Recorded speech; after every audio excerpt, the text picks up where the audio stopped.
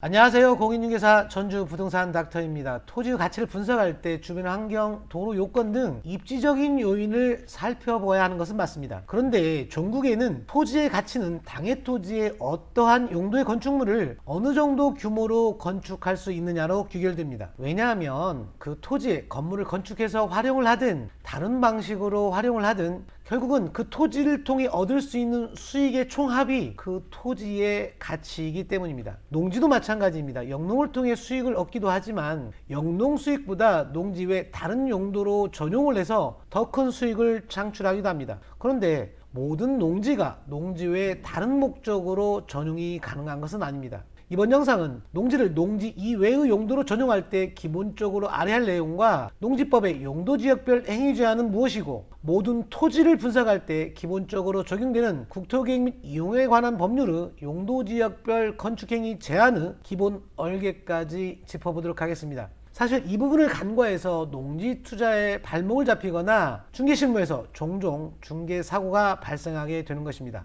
오프라인 강의처럼 전달하고픈 내용을 모두 오픈해서 직설적으로 표현해버리면 이해하시는데 좀 더 도움이 될 수도 있을 텐데요. 불특정 다수가 왕래한 유튜브 특성상 물론 불법은 아니지만 다소 편법적일 수도 있는 부분은 정제해서 말을 해야 되기 때문에 전달하는데 분명 한계가 있는 것 같습니다. 따라서 영상에서 전달하는 메시지가 다소 원론적으로 들릴 수도 있을 텐데요. 어떻게 활용할지는 어쩔 수 없이 우리 시청하시는 분들 각자의 몫으로 남겨둘 수밖에 없어 보입니다. 이 점 양해 부탁드리겠습니다. 구독과 좋아요는 영상 제작에 많은 힘이 되고 있습니다. 구독과 좋아요 부탁드리며 오늘 영상 시작하겠습니다.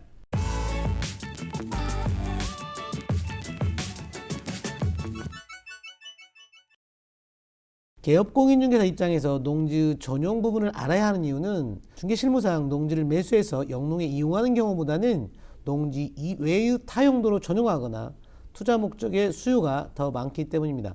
또한 중개 의뢰인이 매수하는 목적을 분명하게 나는 카페를 하고 싶다거나 일반 음식점을 하고 싶다라고 목적을 밝히면서 중개 의뢰를 했는데 만약 해당 목적의 건축물을 건축할 수 없다면 이는 자칫 중개사고로 이어질 수 있기 때문입니다. 물론 토지는 아는 만큼만 보이기 때문에 개업공인중개사뿐만 아니라 농지 소유자나 투자자 또한 토지의 가치를 알아야 하는 것은 마찬가지입니다. 농지를 농지 이외의 용도로 이용하기 위해서는 전용 허가나 신고를 해야 합니다. 이때 농지 보전 부담금을 납부해야 하는데요. 부과금액은 전용하려는 농지의 제곱미터당 개별 공시지가의 30%입니다. 제곱미터당 30%가 5만 원을 초과하는 경우에는 그 상한액은 5만 원으로 제한하고 있습니다. 따라서 농지의 개별 공시지가가 아무리 높다고 해도 부담해야 할 농지 보전 부담금은 평당 16만 5천 원 정도입니다. 납부 시기는 농지 전용 허가 신청서에 납부 영수증을 첨부해야 하기 때문에 농지 전용 허가 신고 전까지라고 생각하시면 됩니다. 농지를 농지 이외의 타용도로 전용이 완료되면 개발 부담금도 발생하게 됩니다. 복잡한 개발 부담금 부과 방법이나 절차 등은 차치하고 우리가 기억해야 할 것은 납부 의무자는 사업 시행자라는 것입니다. 그럼에도 실무적으로 전원주택지 완공 전 선분양하는 경우 준공 이후에 개발부담금 부담 주체를 두고 불필요한 분쟁을 하게 되는 경우를 보게 되는데요. 개업공인중개사라면 계약서 작성 시 개발부담금 주체를 명확히 체크해서 불필요한 분쟁을 사전에 방지해야 할 것입니다. 다음은 농지의 구분과 행위 제한입니다. 강의 중 개업공인중개사분들께 농지법 개정 내용보다 이 부분이 더 중요하다고 말씀드리곤 했는데요. 이 부분을 제대로 이해하지 못해서 중개 실무에서 심심치 않게 중개 사고가 발생하기 때문입니다. 강의 편의상 행위 제한이라고 제가 표현을 하고는 있습니다만 엄밀하게 표현하면 농지 관련 행위 제한은 대기 환경이나 물환경 보전법 등 농업의 진흥이나 농지의 보전을 제할 우려가 있는 시설의 설치는 농지 전용을 제한한다거나 농지 전용 목적별 규모 제한 또는 개발행위 허가 면적에 따른 진입로 폭 규정 등 개발행위 허가 등의 전반적인 제한 사항을 모두 행위 제한이라고 할 수 있습니다. 그런데 여기서는 행위 제한의 개념을 건축물의 허용 용도, 즉 건축 제한 정도의 협의적 개념으로 이해해 주시기 바랍니다.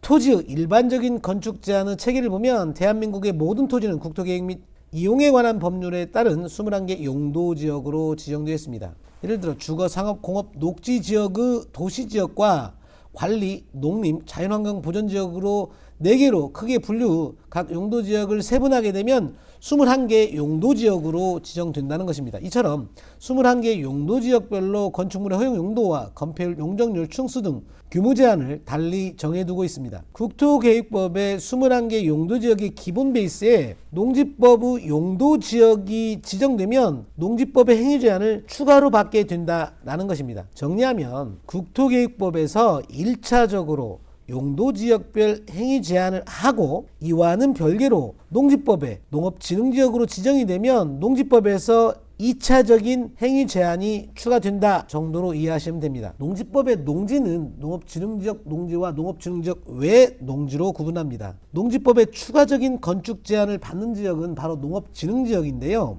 농업진흥지역 농지는 다시 농업진흥구역과 농업보호구역 농지로 세분됩니다. 연세가 많으신 분들은 절대농지와 상대농지라는 용어의 개념이 더 익숙하실 텐데요. 다시 언급하면 대한민국 모든 토지는 기본적으로 국토계획 및 이용에 관한 법률에 따른 용도지역의 행위 제한을 받고 있고 농지법의 농업진흥구역이나 농업보호구역으로 지정되면 농지법에서 별도로 규정하고 있는 행위 제한을 추가로 받게 된다는 것입니다. 그런데 여기서 한 가지 기억해야 할 것은 농지만 농지법의 행위 제한을 받는 것이 아니라는 것입니다. 농업진흥지역으로 지정된 토지는 지목불문하고 즉 지목이 전답 과수원은 농지가 아닌 대지나 잡종지라 하더라도 농지법의 행위 제한이 적용된다는 것입니다.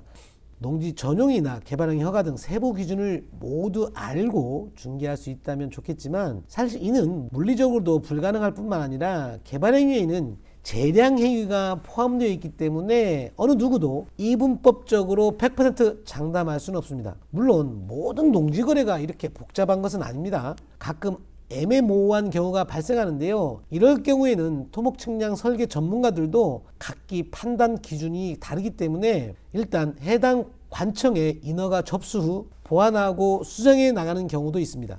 본인도 교차로 코너에 농지를 중개하면서 도로 점용 문제로 전문가의 조력을 받아 절차를 진행했음에도 석 달 이상 소요된 적도 있습니다. 이처럼 허가권자의 재량 행위까지 포함된 개발행위 허가 기준에 관해 어느 누구도 섣불리 확언할 수 없는 경우도 있기 때문에 중개 실무에서는 이러한 경우 부득이 조건부 계약을 할 수밖에 없습니다. 이런 조건부 특약은 원만한 토지 중개를 통해 중개 의뢰인 상호의 이익을 위한 불가피한 조치라고 할 수 있습니다. 자, 그럼 여기서 앞서 설명드린 내용을 확실하게 한번 짚고 넘어가도록 하겠습니다. 개정 농지법 해설 1편 영상에서도 잠시 언급했던 안타까운 중개사고 실무 상담 사례인데요. 이해를 돕기 위해 부득이 한 번만 더 언급하도록 하겠습니다. 카페할 토지를 구하는 중개 의뢰인에게 공동중개로 농지를 중개해서 6개월 전에 잔금까지 마무리했다는 것입니다. 매수인이 카페를 건축하려고 알아보니 해당 토지에는 카페 허가가 불가하다는 것입니다. 이런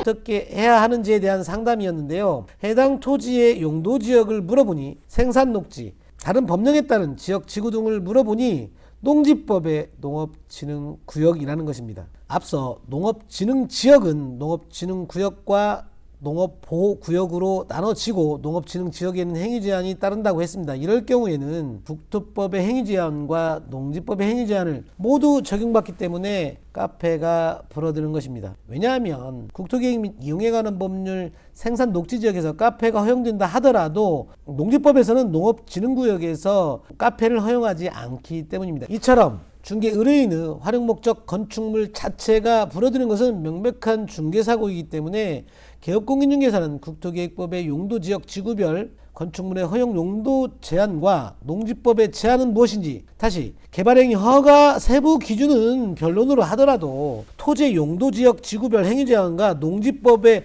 행위 제한의 기본적인 개념은 숙지하고 있어야 한다는 얘기입니다. 농업진흥구역에서는 농업생산 또는 농지 개량과 직접적으로 관련된 행위로서 대통령령으로 정하는 행위 이외에 토지 이용의 행위를 할 수 없도록 하고 있습니다. 전업농인 농업인 주택도 5년 동안 합산해서 660제곱미터 이하까지만 전용을 허용할 정도로 행위 제한이 까다롭다는 것입니다. 농업진흥구역의 지정 목적이 농업 생산에 기반이 되는 농지를 보호하고 농업의 생산성 향상이 목적이기 때문에 농업진흥구역 내에서는 농지 전용이나 농지 행질 변경, 건축물의 신축 또는 증축, 개축, 이전 철거 등 농업 생산에 지장을 주는 행위를 제한하고 있는 것입니다. 농업진흥구역의 행위 제한은 농지법 32조 제1항에서 농업보호구역의 행위 제한은 농지법 제32조 2항에서 규정하고 있으니 필요한 경우 참고해서 살펴보시기 바랍니다. 따라서 개업공인중개사라면 국토계획 및 이용에 관한 법률에 따른 건축 제한 규정을 이해를 해야 되는데요. 국토계획법에 따른 건축물 건축 제한은 국토계획법 제76조를 살펴보아야 합니다. 국토계획 및 이용에 관한 법률 제76조에서는 용도지역 및 용도지구에서의 건축물의 건축 제한 등을 규정하고 있습니다. 이는 토지 중개를 하는 중개사뿐만 아니라 상가를 중개하는 중개사들도 유념해서 살펴보아야 할 내용입니다. 자, 1항부터 4항 규정을 정리해보면 국토계획법의 용도지역 지구에서의 건축물이나 그 밖 그 시설의 용도 종류 및 규모 등의 제한에 관한 사항은 대통령령으로 정한 후 이 법 또는 다른 법령에 특별한 규정이 없다면 각 지자체 조례로 정할 수 있으며 건축물의 용도를 변경하는 경우에도 해당 용도지역 지구에 적합해야 한다는 것입니다. 따라서 국토계획법 시행령 별표 2부터 24호까지 각 용도, 지역, 지구, 구역별 건축물의 허용 용도를 별도로 규정하고 있습니다. 지금 보시는 부분은 국토계획법 시행령 별표 16 생산 녹지지역 안에서 건축할 수 있는 건축물인데요. 생산 녹지 예를 들고 있지만 국토계획법 21개 용도지역의 건축물 허용 용도 체계는 모두 똑같이 적용됩니다. 1호를 보시면 생산 녹지지역에서 건축할 수 있는 건축물 괄호 안에는 4층 이하의 건축물에 한한다. 다만 4층 이하의 범위 안에서 도시군 계획제로 따로 층수를 정하는 경우에는 그 층수 이하의 건축물에 한한다. 즉 각 지자체 조례로 4층 이하에서 별도의 층수를 정할 수 있다는 것입니다. 2호를 보면 생산녹지지역에서 도시군 계획조례가 정하는 바에 의하여 건축할 수 있는 건축물이라고 표시해 두고 있는데요. 이게 무슨 말인가 하면 지금 보시고 있는 것은 1호에서 규정하고 있는 것은 시행령으로 규정하고 있는 거기 때문에 여기에서 허용되는 건축물의 용도는 대한민국 모든 생산녹지에서 똑같이 허용되는 것이고 서울과 땅끝마을 해남은 인구나 교통 등 여러 상황이 다르기 때문에 세부적인 내용은 지자체 조례로 위임을 해 놓겠다는 것입니다. 그래서 동일한 생산 녹지라고 하더라도요 각 지자체별로 건축물의 허용 용도가 다르게 적용되는 것입니다. 따라서 건축하고자 하는 건축물의 허용 용도가 여기 대통령령에서 정하고 있고 허용하고 있다면 굳이 도시군 계획 조례를 별도로 찾아볼 필요가 없고 만일 건축물 허용 용도가 대통령령으로 규정하고 있지 않다면 허용하고 있지 않다면 그때는 각 지자체 도시군 계획 조례를 별도로 확인해 보아야 한다는 것입니다. 여기에 농지법의 농업진흥구역이나 농업보호구역으로 지정이 되었다면 국토계획법의 용도, 지역, 지구별 행위제한과 더불어 추가로 농지법의 행위제한도 반드시 체크해야 한다는 것입니다. 국토계획법의 용도, 지역이나 지구 행위제한은 어느 정도는 알고 있는데요. 대부분 이처럼 다른 법령 등에 따른 지역, 지구 등의 행위 제한에 둔감하기 때문에 중개실무에서 종종 문제가 발생하고 있는 것입니다. 따라서 토지 이용계획 확인서에 표시되는 것은 어느 하나도 소홀하게 생각하시면 안 된다는 것입니다. 다음은 제76조 제5항입니다. 다음 각호 어느 하나에 해당하는 경우에 건축물의 용도, 종류 및 규모 등의 제한에 관해서는 제1항이나 사항의 규정에도 불구하고 각호 정하는 바에 따르겠다라는 것인데요. 일종의 예외 규정이라고 할 수 있는데요. 취락지구는 대통령령으로, 개발진흥지구는 대통령령으로, 복합용도지구도 대통령령으로 따로 정하겠다라는 것이고요. 3호를 보면 농림지역 중 농업진흥지역으로 지정된 경우 농지법의 정하는 바에 따르겠다라는 규정도 눈여겨보시면 좋을 듯합니다. 제가 설명이 부족해서인지 사실 이 부분은 토지를 전문으로 중개하는 중개사가 아니라면 대부분 공인중개사분들도 많이들 어려워하는 내용입니다. 그런데 행위 제한의 얼개 정도만 잘 이해하고 있어도 실무적으로는 크게 문제될 일은 없습니다. 왜냐하면 세부적인 부분은 상황별로 찾아보면 되기 때문입니다. 그런데 대부분 행위 제한의 얼개를 이해하지 못하고 있다가 종종 문제가 발생한다는 것입니다. 용도별 건축물의 행위 제한 체계는 상가 중개에도 그대로 적용됩니다. 다음 영상에서는 농업인의 자격 등 농지법 내용을 이어가도록 하겠습니다. 여러분의 슬기로운 부동산 생활을 응원하겠습니다. 끝까지 시청해 주셔서 감사합니다.